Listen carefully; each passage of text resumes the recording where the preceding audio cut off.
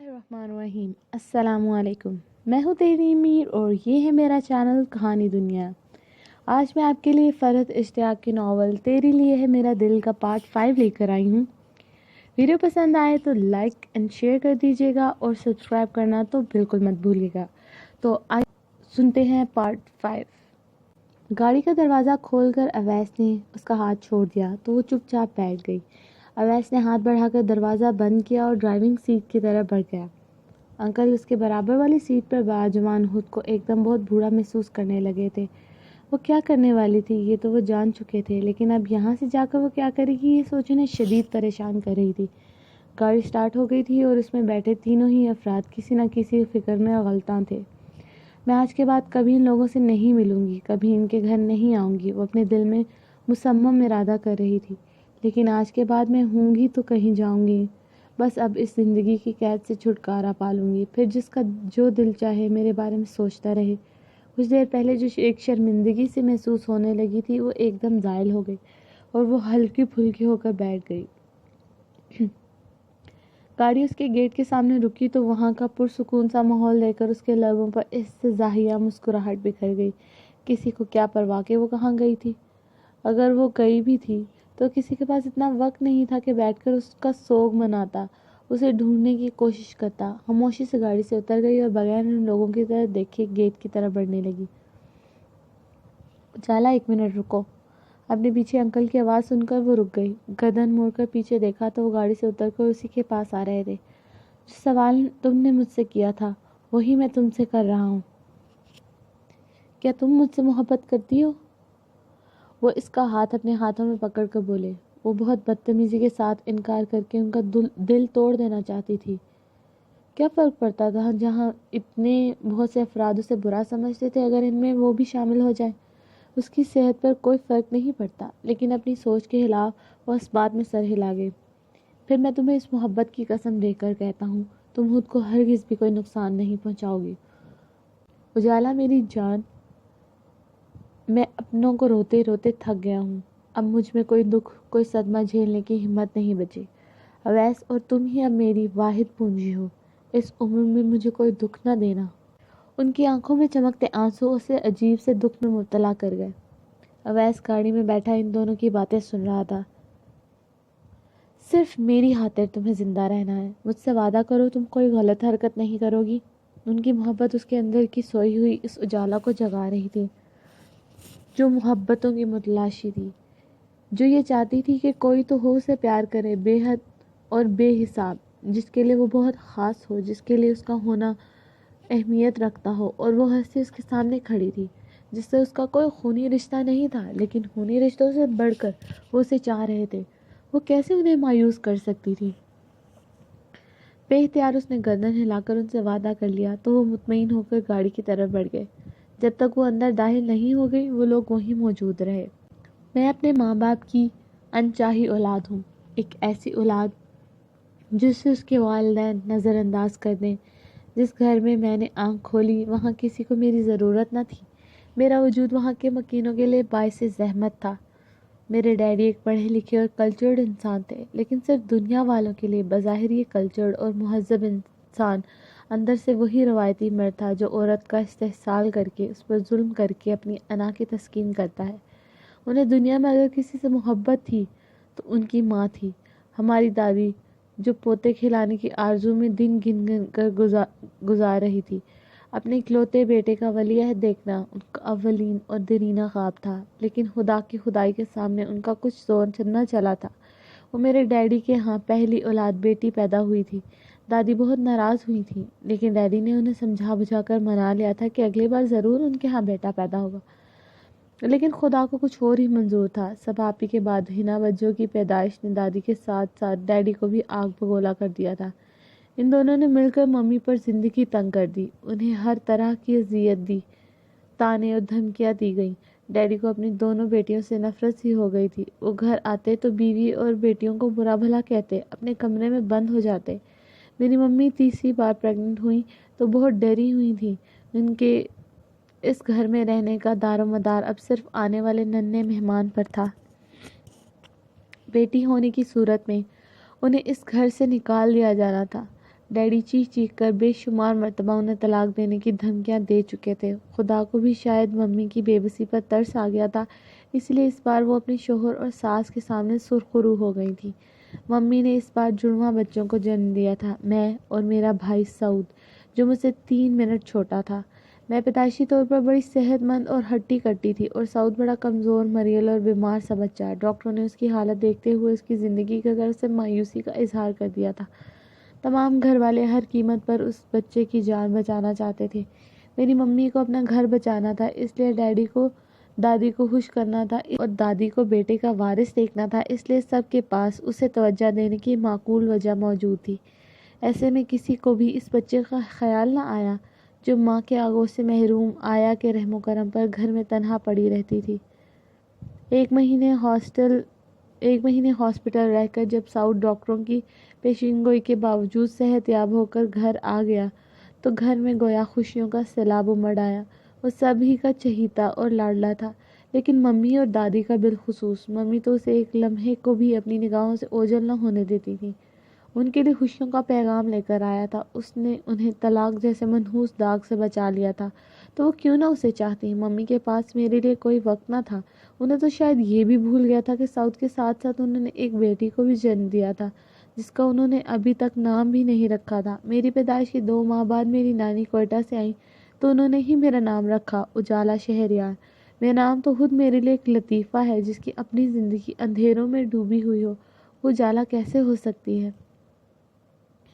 نانی نے ممی کو ان کی لاپرواہی پر سخت سست سنائی کہ ان کی غفلت کے نتیجہ میں بچی بے یار و مددگار آیا کے رحم و کرم پر پڑی ہے، اور جسے گھر والوں کی بے توجہی محسوس کر کے آیا بھی اکثر بھول جاتی ہے۔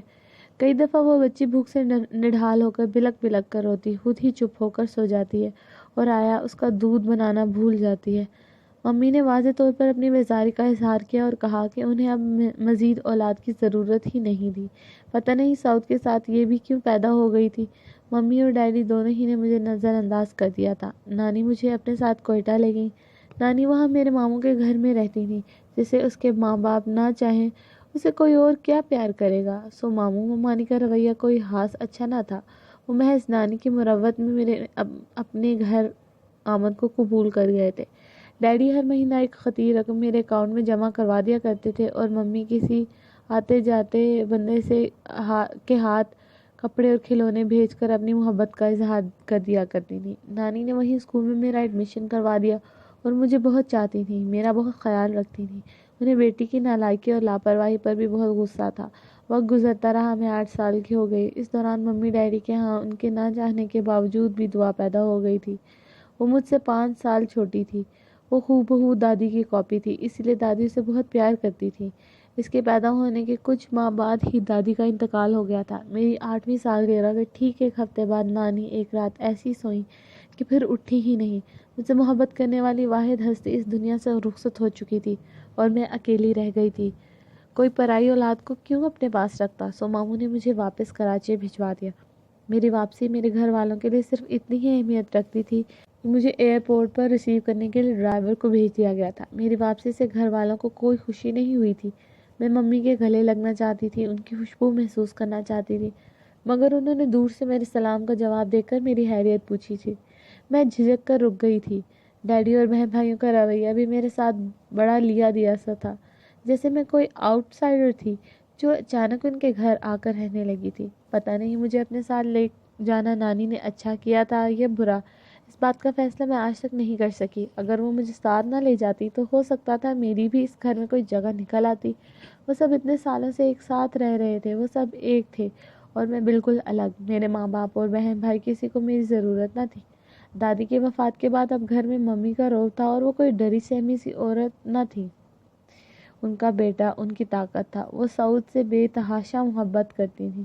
اس کے آگے ڈیڈی اور ہم بہنوں کی کوئی اہمیت نہ تھی۔ اگر سعود ان سے کہتا کہ آپ میری خاطر سمندر میں چھلانگ لگا دیں یا آگ میں کود جائیں، وہ ایسا کر گزرتی۔ وہ اس کی محبت میں سب کچھ کر سکتی تھیں۔ اور ڈیڈی اب صرف ایک بزنس مین تھے۔ 1000 کو لاکھ کیسے بنانا ہے اور لاکھ کو کروڑ، ان کی سوچ بس یہیں تک محدود تھی۔ انہیں گھر اور بچوں سے کوئی دلچسپی نہ تھی، یہاں تک کہ سعود، جس کی خاطر وہ ممی کو طلاق دیتے رہ گئے تھے، انہیں اب اس سے بھی کوئی دلچسپی نہ تھی. ہاں البتہ دعا سے وہ باقیوں کی نسبت پیار کیا کرتے تھے، شاید اس لیے کہ وہ دادی جیسی تھی. میں گھر والوں میں شامل ہونا چاہتی تھی، میں اپنے آپ کو اس گھر کا ایک حصہ بنانا چاہتی تھی. اس لیے میں نے سب کا بہت خیال رکھنا شروع کر دیا. ڈیڈی کافی کے شوقین تھے. میں رات کو سونے سے پہلے اپنے ننھے ننھے ہاتھوں سے کافی بنا کر ان کے لیے لے جایا کرتی تو وہ بغیر کچھ کہے کپ میرے ہاتھ سے لے لیتے تھے. ہر بار میں سوچتی کہ آج ضرور ڈیڈی مجھے پیار کریں گے اور کہیں گے میری بیٹی کتنی اچھی ہے، اپنے ڈیڈی کا کتنا خیال رکھتی ہے. مگر میری خواہش کبھی پوری نہ ہوئی. ممی کی محبت حاصل کرنے کے لیے میں نے سعود کا بہت زیادہ خیال رکھنا شروع کر دیا. مجھے پتا تھا سعود میں ان کی جان ہے. ان کی جان مجھے بہت پیاری تھی. میں اپنی ساری پاکٹ منی اور بہت سی چیزیں اسے دے دیا کرتی تھی. اس کے ڈنر پر ڈائیگرام بنا دیا کرتی تھی کہ وہ مجھ سے خوش ہوگا تو ممی خود بہت خوش ہو جائیں گی. اپنی بہنوں کا ہر کام نوکروں سے بھی پہلے دوڑ کر دیتی تھی کہ وہ مجھ سے باتیں کریں، میں ان میں گھل مل جاؤں. یہاں میں تھوڑی بہت کامیابی ہو گئی. سب آپی اور ہنا بجو مجھ سے کچھ مانوس ہو گئی اور اکثر مجھ سے باتیں بھی کرنے لگی. دعا البتہ سب سے مختلف مزاج کی لڑکی تھی. وہ صرف شکل میں ہی نہیں بلکہ عادتوں میں بھی دادی جیسی تھی، انہیں کی طرح ضدی اور سرکش. اس کا دل چاہتا یا کوئی مطلب ہوتا تو مجھ سے بات کرتی، ورنہ مجھے اگنور کر دیتی. ڈیڈی نے سب آپی اور ہنا بجو کی شادیاں بہت کم عمری میں کر دیں. وہ بلا کے اسٹیٹس کانشیس بندے تھے، اس لیے ان کے دونوں داماد ان کی طرح ویل آف فیملی سے تعلق رکھتے تھے. ان دونوں کی شادی کے بعد میں کچھ اور اکیلی ہو گئی تھی، لیکن میں نے گھر والوں کا خیال رکھنے والا اپنا رویہ ترک نہیں کیا. میں ابھی مایوس نہیں ہوئی تھی. مجھے اس گھر میں اپنی جگہ بنانی تھی. میں اپنی محبت اور خدمت سے سب کے دل جیت لینا چاہتی تھی. میری اطاعت گزاری پر دعا میرا مذاق اڑاتی تھی کہ مجھے کسی مڈل کلاس گھرانے میں پیدا ہونا چاہیے تھا. یہ خدمت اور وفا شعاری وغیرہ جیسی لغویات وہاں بہت کارآمد ثابت ہوتی ہیں.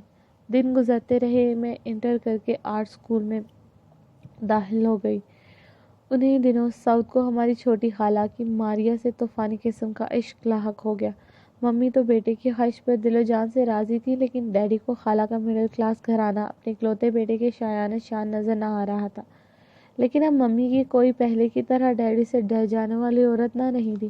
سو ڈیڈی کے آگے بیٹے کا مقدمہ لڑنے کھڑی ہو گئی. آخرکار ڈیڈی کو ہتھیار ڈالنا پڑ گئے اور اپنے اکلوتے بیٹے کا رشتہ لے کر ایک 10,000 ماہوار کمانے والے ٹٹپونجے کے گھر پہنچ گئے. ماریا اور خالہ اس رشتے پر بہت خوش تھی. سبھی کو پتا تھا انہوں نے ہاں کرنی ہے. بیٹی کے اس زوردار عشق میں وہ برابر کی شریک تھی. انہوں نے اپنی بیٹی کے لیے ایسا ہی صاحب جائیداد اور اکلوتا خوبرو نوجوان سوچا تھا. سو انکار کی کوئی گنجائش ہی نہ تھی. لیکن ان کے جواب نے سب کو حیران کر دیا تھا. وہ ماریا کا رشتہ صرف اس قیمت پر دینے کو تیار تھی کہ میرا رشتہ ان کے بیٹے خالد کے ساتھ طے کر دیا جائے. سعود کے لیے ممی اس مقولے پر یقین رکھتی تھی کہ جنگ اور محبت میں سب کچھ جائز ہے. سو انہیں اس سودے بازی میں کوئی برائی نظر نہیں آ رہی تھی. خاندان میکینیکل انجینئرنگ کر کے نوکری کی تلاش میں مصروف خالد میکینیکل انجینئرنگ کر کے نوکری کی تلاش میں مصروف تھا. ایسا داماد ڈیڈی کے لیے کیسے قابل قبول ہو سکتا تھا؟ گھر میں پھر ایک نئی جنگ چھڑ گئی تھی. ممی کو خالد میں ہر خوبی اور ڈیڈی کو ہر خامی نظر آ رہی تھی. رہ گئی میں تو مجھ سے اس سلسلے میں کچھ بھی پوچھنے کی زحمت گوارا نہیں کی گئی تھی. سعود نے ڈیڈی کے انکار پر مشتعل ہو کر گھر چھوڑ دینے کی دھمکی دی تو ممی روتی ہوئی میرے پاس آ گئی اور کہنے لگی میں ڈیڈی کے سامنے اس رشتے میں اپنی پسندیدگی کا اظہار کروں اور انہیں مجبور کروں کہ وہ ہاں کر دیں. مجھے خالد سے کوئی دلچسپی نہ تھی. میری تو اس سے بطور کزن بھی بات چیت نہ تھی، لیکن ممی کے دل میں اپنی محبت پیدا کرنے کا یہ موقع میں گنوانا نہیں چاہتی تھی. اس لیے ان کی بات مان کر ڈیڈی کے پاس چلی آئی.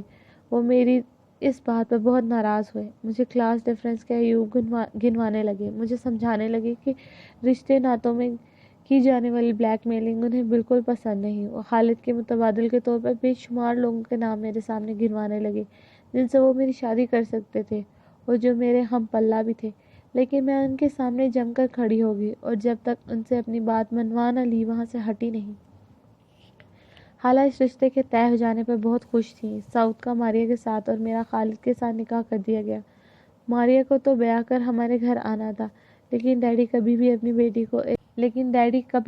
بیٹی کو ایک 120 گز کے ایک معمولی سے گھر میں رخصت نہیں کر سکتے تھے۔ اس وقت میں ان سے ان کی اپنے آپ سے محبت جان کر خوش ہوتی رہی تھی۔ آج سوچتی ہوں تو خیال آتا ہے کہ وہ ان کی مجھ سے نہیں اپنے آپ سے محبت تھی۔ سکندر شہریار خان کی بیٹی کسی معمولی گھر میں بیاہ کر جائے، ان کی ناک نیچی نہ ہو جاتی؟ انہوں نے خالد کا اسٹیٹس ہمارے بغیر لانے کے لیے فوری طور پر اس کے لیے امریکہ میں اچھی جاب اور رہائش کا بندوبست کیا، اور وہاں ایک بہت ہی اچھی فرم میں اس کی نوکری کا انتظام ہو گیا تھا۔ جتنے ڈالرز کی جاب اسے ڈیڈی کے توسط سے ملی تھی، وہ تو اس نے کبھی خواب میں بھی نہ دیکھے تھے۔ وہ امریکہ چلا گیا اور خالد کے گھر کے حالات بتدریج بدلنے لگے۔ ہمارے درمیان نکاح جیسا مضبوط بندھن قائم ہو جانے کے باوجود اس نے کبھی مجھ سے ملنے یا بات کرنے کی کوشش نہ کی۔ میں اس کے سرد و سپاٹ انداز پر حیران ہوا کرتی تھی۔ میرے سامنے ماریا اور سعود صبح شام ایک دوسرے سے ملتے، فون پر لمبی لمبی باتیں ہوتی، اور وہ جس کے ساتھ مجھے زندگی گزارنی تھی میرے وجود سے لا تعلق تھا۔ اسی رویے کی بدولت میرے دل میں بھی اس کے لیے کچھ خاص قسم کی فیلنگز پیدا نہ ہو سکی۔ میں ان دنوں اپنے مستقبل سے ڈرنے لگی تھی۔ مجھے لگتا تھا میری زندگی بھی ممی ڈیڈی کی طرح ایک دوسرے کو نیچا دکھانے اور ذلیل کرنے میں گزر جائے گی۔ میں محبتوں کی متلاشی تھی۔ میں بس یہ چاہتی تھی کہ وہ جس کے ساتھ میری شادی ہو، وہ جس کے ساتھ مجھے اپنی زندگی گزارنی ہے، چاہے کوئی بھی ہو، لیکن مجھ سے بے حد محبت کرتا ہو، میرا وجود اس کے لیے خوشی کا باعث ہو، وہ بن کہے میرے دل کی ہر بات سمجھ جائے، وہ امیر ہو یا غریب لیکن میری عزت کرے، مجھے سچا پیار دے۔ اور حالت میں مجھے ایسی کوئی خوبی نظر نہیں آ رہی تھی۔ میرا BFA کمپلیٹ ہوا تو میں نے وقت گزاری کے لیے آرٹ سکول جوائن کر لیا۔ انہی دنوں سعود کی اصرار پر ماریا رخصت ہو کر ہمارے گھر آ گئی، ورنہ ڈیڈی تو ہم دونوں کی ایک ساتھ شادی کرنا چاہتے تھے۔ خالد اتنی جلدی شادی کرنے کے لیے آمادہ نہ تھا، سو ڈیڈی کو چپ سادھنی پڑی۔ ماریا ایک بہت ہی سطحی ذہن کی لڑکی تھی، اسے تو شاید سعود سے سچی محبت بھی نہیں تھی۔ اس کا خواب تو ایک امیر گھرانے کی بہو بننا تھا۔ دونوں ہاتھوں سے دولت لٹانا اور سیر و تفریح کرنا اس کا پسندیدہ مشغلہ تھا۔ اس کی تمام حرکات کسی نو دولتیے جیسی تھیں۔ دعا سے اس کی بالکل بھی نہیں بنتی تھی، لیکن وہ ڈیڈی کی چہیتی کو کچھ کہہ بھی نہیں سکتی تھی۔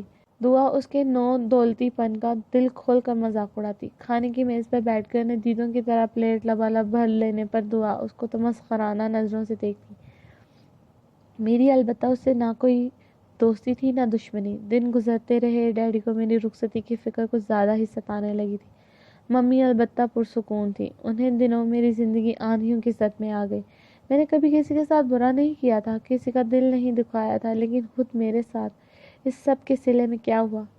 میں ساری زندگی اپنوں کی محبت کی طلب میں بھاگتی رہی، لوگوں کے دل جیتنے کے لیے خدمت اور فرما برداریوں کے ہتھیار استعمال کرتی رہی، اور ایک روز مجھے پتہ چلا کہ میں سیراب کے پیچھے بھاگ رہی تھی۔ میں خالی ہاتھ کھڑی سوچ رہی تھی کہ میرے ساتھ یہ سب کیوں ہوا۔ میں انچاہی تھی اور اپنی تمام تر کوششوں کے باوجود بھی انچاہی ہی رہی۔ خالد 2 مہینوں کی چھٹی لے کر پاکستان آیا تھا، اور جو خبر کسی بم کی طرح میرے اعصاب کو توڑ پھوڑ گئی تھی وہ یہ تھی کہ وہ اپنی چچا زاد نصرت سے شادی کر رہا تھا۔ خالہ نے ڈیڈی کے احتجاج پر خود کو لا تعلق ظاہر کر کے اسے بیٹے کی ضد اور بغاوت قرار دیا۔ ڈیڈی کا غصہ آسمان سے باتیں کر رہا تھا۔ انہوں نے خالد کو اس کی اوقات یاد دلانے کی کوشش کی اور بتایا کہ وہ ہے کیا، 2 ٹکے کا انسان جسے انہوں نے ترس کھا کر اپنے برابر جگہ دی تھی۔ تو انہوں نے جواباً بڑے آرام اور سکون سے مجھے طلاق دے دی تھی۔ کوئی قصور نہ ہوتے ہوئے بھی میں مسلوب کی جا رہی تھی۔ میں نے جو قدم ممی کو خوش کرنے کے لیے اٹھایا تھا وہ میری بربادی پہ ختم ہوا تھا۔ حالانکہ گھر خالد کی شادی کی تیاریاں زور و شور سے جاری تھیں۔ کل تک جو وہ بیٹے کی ضد اور بغاوت سے ناراض نظر آ رہی تھی، آج بڑے آرام سے اپنی بہو کے استقبال کی تیاریوں میں مصروف تھیں۔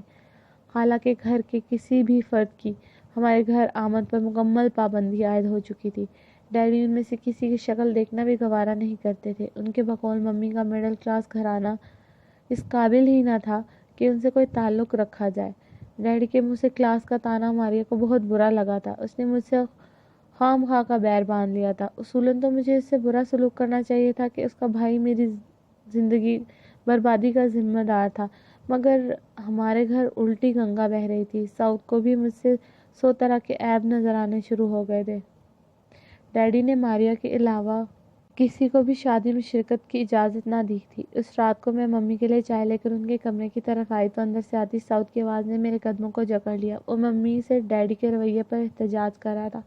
बराह रास्त डैडी से टक्कर तो वो ले नहीं सकता था। आखिर ये घर और तमाम कारोबार डैडी की मलकियत थी और साउद हरगिज़ भी इतना बेवकूफ़ ना था। काश इस रोज़ मैंने मम्मी और साउद की बातें ना सुनी होती। कम अज़ कम खुद अपनी नज़रों में कुछ तो मोतबर रह जाती। उनकी बातों से मुझे पता चला कि हारिद एक अरसे से नुज़हत को पसंद करता था। खुद नुज़हत भी उसमें इंटरेस्टेड थी, लेकिन उसे अपने ही जैसे एक मिडिल क्लास घराने में शादी करना मंजूर ना था। उसे दौलत, रुतबा, आलीशान मकान और कीमती गाड़ी चाहिए थी, और वो सब कुछ खालिद की छोटी मोटी नौकरी में होना मुमकिन न था। हमारे यहाँ से मारिया के लिए रिश्ता गया तो खालिद को अपने मसले का हल मेरी सूरत में नजर आया। वो जानता था कि साउद मारिया के इश्क में बुरी तरह गिरफ्तार है, और इससे भी कड़ी शराइत अगर रखी जाए तो वो तब भी मारिया ही से शादी करेगा। मैंने खालिद को इस बात के लिए आमादा किया तो वो भी बेटे की हमनवा बन गई। मुझे खाला, खालिद या नुसरत किसी से भी शिकायत नहीं थी। दुख तो मुझे अपनों की बेतनाई का था। सऊद और मम्मी दोनों खालिद की नुसरत से मोहब्बत के बारे में आगाह थे। वो ये भी जानते थे कि मुझे इस्तेमाल किया जा रहा है, मुझे सोने की चिड़िया समझा जा रहा है, लेकिन सऊद के सर पर मारिया का इश्क सर चढ़कर बोल रहा था, और मम्मी सऊद की मोहब्बत में अपनी बेटी की बाजी लगाने को भी तैयार थी। हाला और खालिद उन्हें लाइल्म समझते थे, लेकिन ये उनकी गलत फहमी थी। मम्मी का ख्याल था कि मेरी जैसी अमीर बाप की बेटी से शादी होगी तो खालिद खुद बहुत नुज़हत को भूल जाएगा, और सऊद को मुझसे इतनी दिलचस्पी थी कि मेरे ज़रिए वो अपना मकसद हासिल कर सके। मेरी सगी माँ, जिसने मुझे अपनी कोख से जन्म दिया था, इतने आराम से मेरे अरमानों का खून कर गई। उनके लिए वाकई मोहब्बत और जंग में सब जायज़ था। क्या फ़र्क पड़ गया अगर इस जंग में उन्होंने अपनी बेटी को हार दिया। सऊद और मम्मी दोनों ही का ख्याल था कि डैडी बिला वजह के लिए इस बात का इशू बना रहे हैं। मेरे लिए रिश्तों की कोई कमी नहीं है। मैं कोई मिडिल क्लास की लड़की नहीं हूँ, मंगनी टूट जाने या तलाक हो जाने पर जिसके लिए ज़िंदगी के दरवाजे बंद हो जाते हैं। कल तक जो खुद अपने आप को तलाक से बचाने के लिए हर कीमत पर एक बेटा चाहती थी, आज अपनी बेटी को तलाक पर एक आंसू बहाए बगैर बड़े आराम से बैठी डैडी पर तनकीद कर रही थी। उनका ख्याल था कि खालिद की गलती की सज़ा उनकी पूरी फैमिली को देना नाइंसाफ़ी है, और फिर इससे मारिया की भी इंसल्ट हो रही थी। यहाँ पर हमारे पार्ट 5 का इख्तिताम होता है। दुआओं में याद रखिएगा। अल्लाह हाफ़िज़।